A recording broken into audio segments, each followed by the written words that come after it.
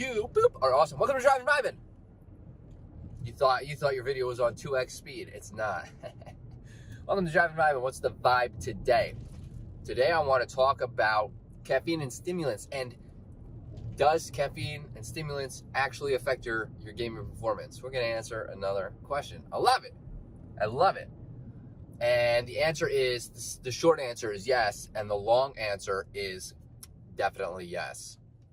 Now, it affects your gaming performance both for better and for worse, and we'll get into very minimal details on why.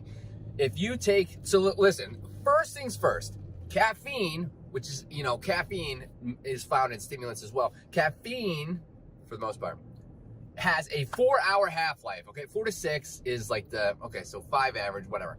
5-hour average half-life. What that means is that it stays in your system for 5 hours. You take 200 milligrams of caffeine. What's up with this hair? You take 200 milligrams of caffeine and it stays in your system for 4 to 6 hours, 5 hours, whatever.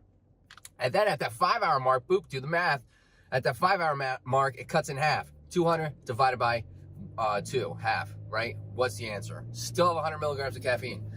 100 milligrams of caffeine, more than likely going to make it difficult to sleep. Now, will this affect your gaming performance if you're not sleeping well? Yeah, 100%, in a negative way. You're not gonna have as nearly good of gaming performance if you're taking these stimulants at night, right, or all day, and caffeine really never leaves your body, and you're having a hard time sleeping. Okay, if you're having a hard time sleeping, look at your caffeine. There you go, simple trick.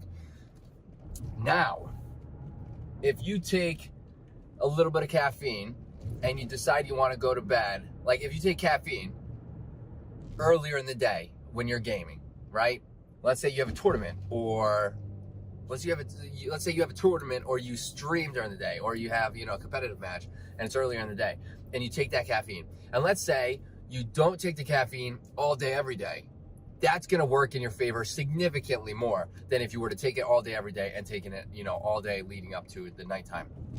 And if you take it during the day, that will give you more hours to wean off that caffeine. Are there things you can do to try to combat caffeine? Yeah. Are those recommended? Not really. Okay?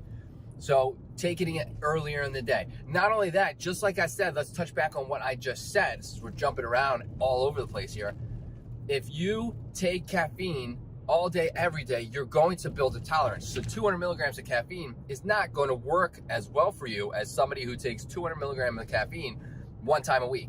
That person who takes it one time a week is going to feel significant cognitive boost, reaction time improvements, and everything of the sort, because they don't have a tolerance to caffeine. They're not building a tolerance. They're not taking it all the time. And yes. So yes, the answer is yes. And yes.